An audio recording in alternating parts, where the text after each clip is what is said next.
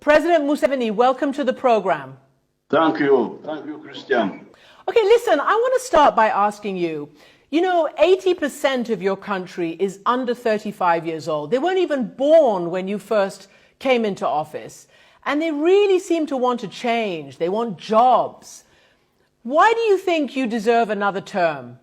Well, because I am the one who enabled the 80% to survive childhood diseases, and we have given them education, and we have given them a base for the economy, and we have a good budget, and we can support them. We can support those youth. So, Mr. President, as I said, they want jobs. Uganda today remains one of the poorest countries in the whole wide world and depends hugely on foreign assistance. I want to ask you, 35 years ago, you said the problem of Africa in general and Uganda in particular is not the people, but leaders who want to overstay in power. Now, you've seen that your country has now changed the two-term rule. They've changed the age limit, and there you are going for a sixth term. Why do you think that's a good thing? You should check your facts. It is the fifth fastest growing economy in the whole world. You should check your facts. It's about to become a middle-income country. Now, regarding the politics, the management of society, yes, I said staying in power for a long time without democracy. Without democracy, mark those words. But if it is the democratic will of the people, because we have got so many things to deal with, if we need all hands on board, then it's correct that we have all hands on board. You call yourself still a freedom fighter. I want to read to you the words of your main opponent, Bobi Wine, young man who seems to have energized young crowds. He basically said in one of his songs, what was the purpose of liberation when we can't have a peaceful transition? Freedom fighters become dictators. He sang that in 2018 in the song Freedom. He has a point, right? That is wrong. We have been having transition. We have been having transition by having elections. Every 5 years we have elections, and if the people didn't want to give us a mandate, they would vote us out. Well, we've seen it. We've interviewed Bobi Wine. It's all over the international press that he has been, attacked. A member of his team has been killed. He is not able to go to big rallies. He's been jailed. How is that fair in terms of a level playing field for contesting the elections? Well, first of all, we have saved our people from dying in big numbers from corona. Have you heard of corona? Corona has been killing people and has killed very many people in Europe and in the United States. Here, we have only lost about 300 people now.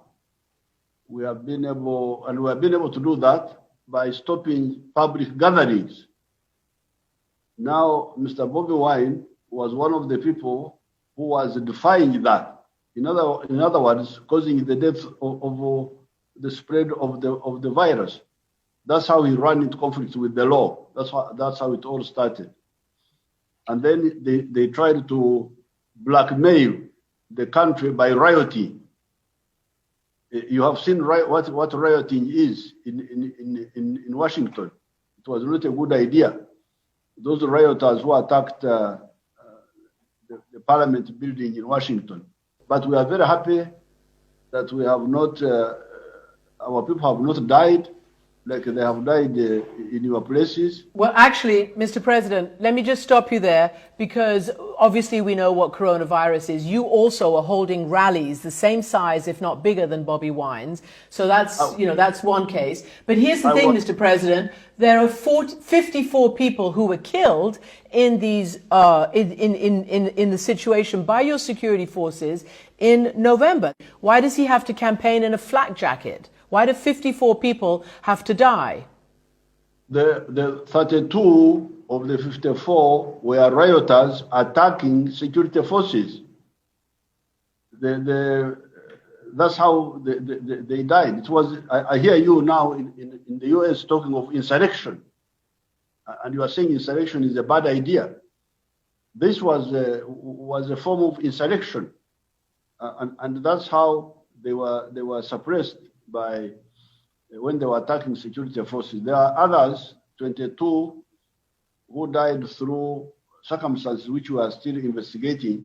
The UN says we're gravely concerned by the election-related violence, the excessive use of force by security personnel, as well as the increasing crackdown on peaceful protesters, political and civil society leaders, and human rights defenders. So the UN, that's the UN saying that it's the security forces, and your own security force, I mean, to be honest with you, really shocked me recently, because he said that we are proud of cracking down on reporters. He said we beat reporters for their own good. I don't understand why you keep putting the blame on them when your security forces are doing this. And what's the point of it? I don't understand.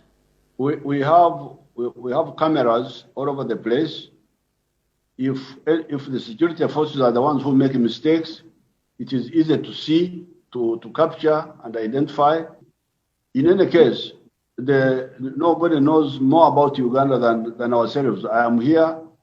I have got a lot of experience, and I can tell you who is in the wrong and who is in the right. So the UN the UN have got enough trouble spots in the world to deal with. Are you basically saying you're above the law? I mean, I'm not sure what you're saying because, you know, human rights is an international concept. And as you know, Bobi Wine is proposing that the International Criminal Court, which is an arm of the United Nations, investigate you and your senior officials for human rights abuses. There's a 41-page brief saying that police and military have deployed, quote, widespread use of shoot to kill, beatings and other violence. If you have all the images and you're confident of your evidence, will you hand it over for such an investigation? Of course. We have no problem. We have no problem at all because there's nothing to hide. There's nothing to hide. And by the way, you are dealing with people who know what they are doing. We don't need lectures from anybody really in the world because we know what we are doing. Mm-hmm. Well, you know, President Trump said that in the United States as well. And you saw, as you mentioned yourself, the incitement to insurrection, the storming of the parliament, the cradle of American democracy by radicals and by insurrectionists. I just wonder what your view on that is. What would you say to President Trump about that? Well, I'm not a lecturer to Americans. They know what they are doing. But insurrection is insurrection, whether it is in the U.S. or in Africa. You should regard any extra constitutional actions as illegal and treasonable. Mm-hmm. But I don't want to lecture Americans. They know what they are doing. Well, as you know, the House has already put forward formally one article of impeachment on the charges of inciting insurrection. So I want to ask you then, if you should lose a fair election, will you accept the result? If I lost a fair election, I would accept the results, of course, because Uganda is not my house. I have got my house. I will go to my house and to do my own things. If the people of Uganda don't want me to help them with their issues, I go and deal with my personal issues very happily. I do need to ask you a final question, and that is your constant haranguing and harassment of the gay community in Uganda. The head of the gay rights groups there says it's actually a really scary and rough time. LGBT people are fearful to even vote, as there is a risk that they will be targeted at the polling stations due to all the hate speeches. What are you afraid of? Why does this group, over the years, why is it so utterly oppressed and harassed? Who is haranguing the homosexuals? Who has harangued them? You and your government, your churches talk about them. You know, maybe security people, but people in the streets as well. There is a climate of impunity in Uganda for anti-gay opposition and harassment and oppression. Why? Why in 2021 is that the case? Now we have a problem of social imperialism from some parts of the world towards Africa. Homosexuals are not new to Africa. They have been here. We know them, but we have got a different view of them. We think they are deviants. They are people who are deviated from the normal.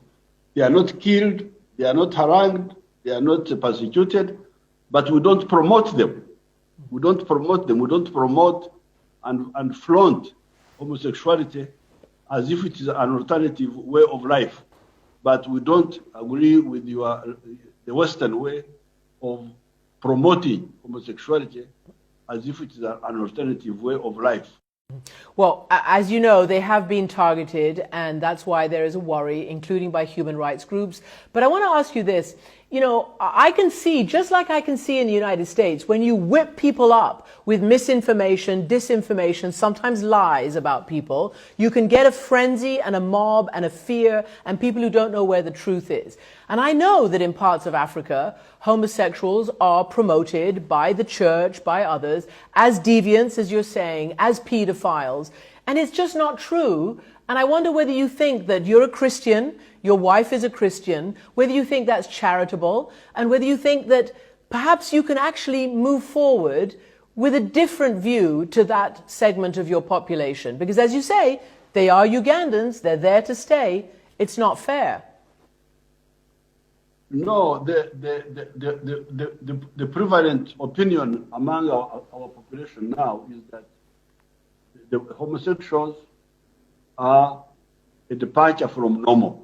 If our opinion changes in future, let it change organically, but not imposed on us by other people. But nobody's imposing on you, Mr. President. It's not like the international community is telling you anything in this regard about promotion or anything. It's just about human rights.